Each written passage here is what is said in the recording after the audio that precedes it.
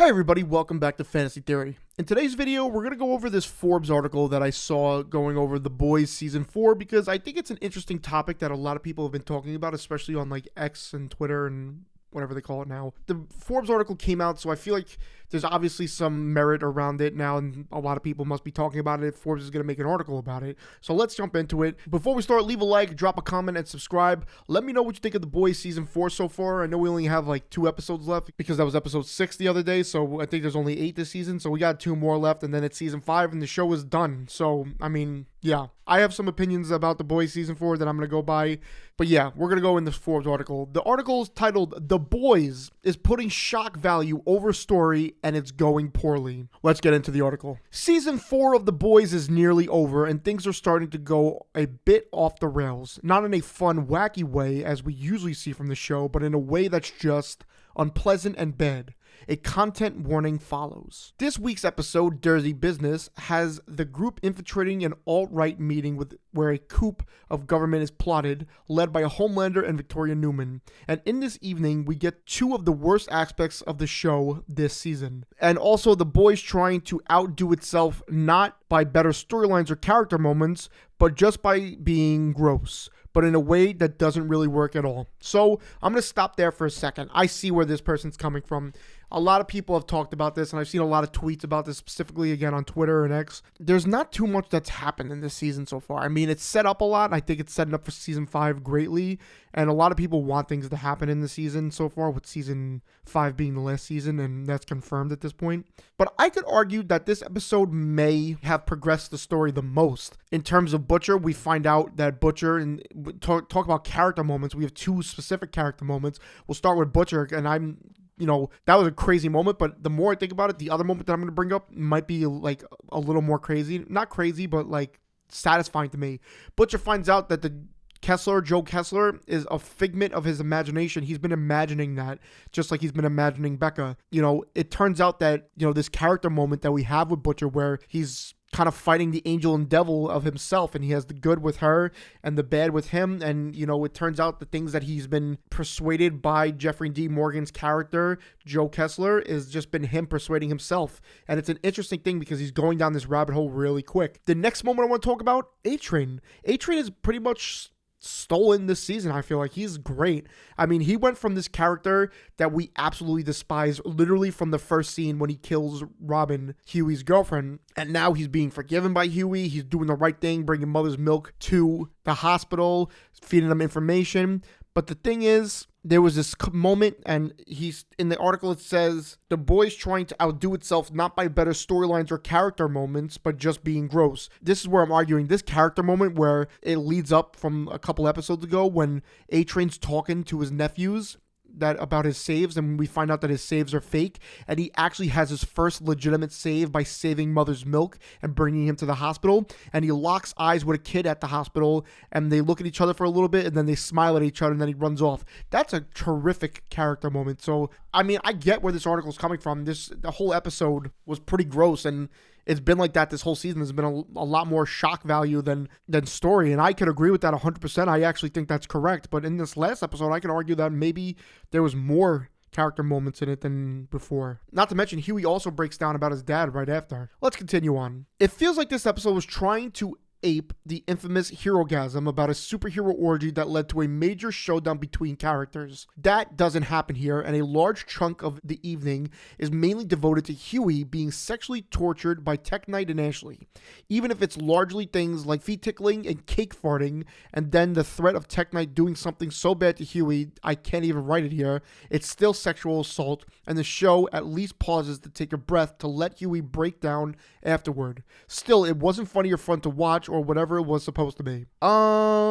Yeah, I could kind of see this. I mean, I could see people being a little annoyed with this episode. You can also argue a lot of the episodes have been felt like they're almost fillery, or they're like, again, the shock factor and the disgusting factor and the wow factor over storyline has been implemented this season, and that's fair. That's a fair criticism, and I'm not saying that's not true. It's definitely been a downgrade, I feel, from the first 3 seasons, but that's not in a bad way. It's still, to me, a really great show, and a lot of people were talking about it being too politically correct and political on the other way, where the showrunner Eric Kripke has not backed down from that and said, if you don't like it, don't watch the show, which I think is the wrong thing to do. But let's continue on. And also, before we continue on, Herogasm, even though that episode was disgusting, one of my favorite episodes in the whole show. The more I watch the current iteration of The Boys, the more I realize just how much better Gen V's first season was by comparison. That show has plenty of gore and sex, but it's not the main focus, and it also has a coherent storyline and characters you want to root for.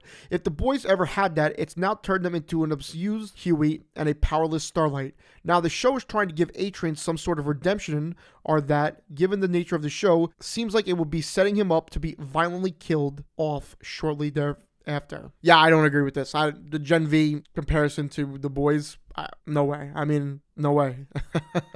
I just don't agree with that at all. I mean, I'm excited for Gen V, but The Boys is what I'm excited for. I want to see more of The Boys. I'm excited for Gen V, like I said, but I could argue the best episode is when Homelander showed up and the ending had the after credit scene of Butcher. So, I mean, it was a good storyline. I can kind of see where the writer is going with this, but I just can't agree with that. I don't think Gen V is even comparable to this season or the first season, if that's what they were trying to say. This has not been an enjoyable season. The politics have just gotten dumb. Way too one-to-one parallel with real life in a way that isn't clever, even if I actually agree with those politics. And the desire to have viewers talking about the new sick thing the show did the next day is overwhelming all plot development, which after 6 episodes this season comes down to Homelander thinks everyone is inferior and wants to take over the country. Of course he does, and his world's smartest person he has working for him has not concocted any resembling an interesting plan to make it happen. Meanwhile, the show has no idea what to do with the rest of its Central Boys cast, giving them disconnected, undeveloped storylines and isolating Butcher with his brain tumor hallucination. There's only one more season of The Boys after this, at least with this cast as the series moves to spin-offs, but at this point, I'm much more looking forward to Gen V Season 2 than whatever happens next here. Okay. Oof.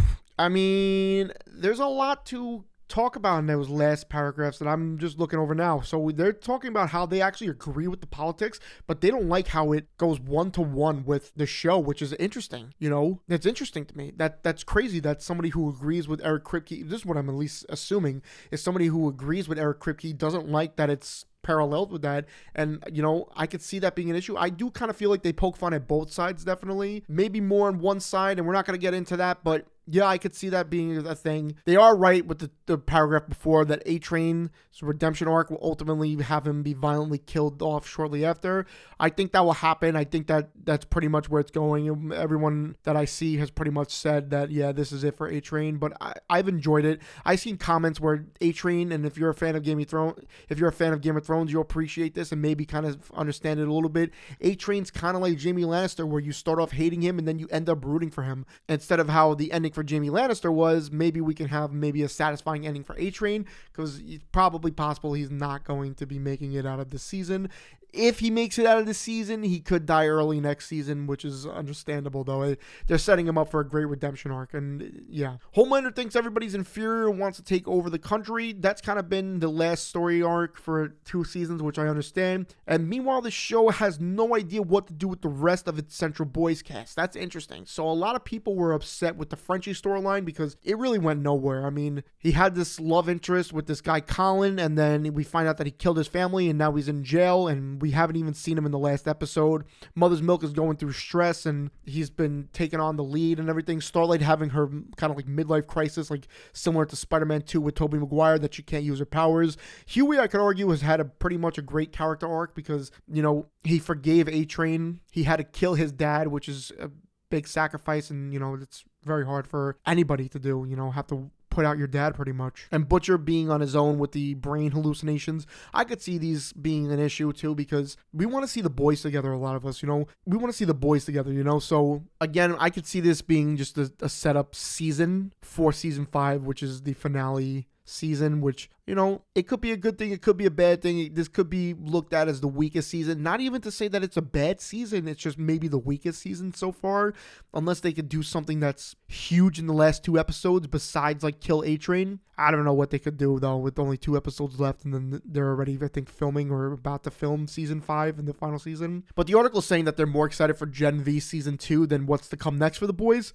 Highly disagree. That's crazy to me. I mean, how? You know, I'm interested, don't get me wrong, to see what happens in Gen V Season 2. I'm excited, but the final season of The Boys, even though this season was a little lackluster, I'm definitely more interested in that. You let me know what you're thinking of Season 4 so far. Do you think it's kind of lackluster, the weakest season? Do you agree with the article, or there's some things you don't agree and some things you do agree with the article?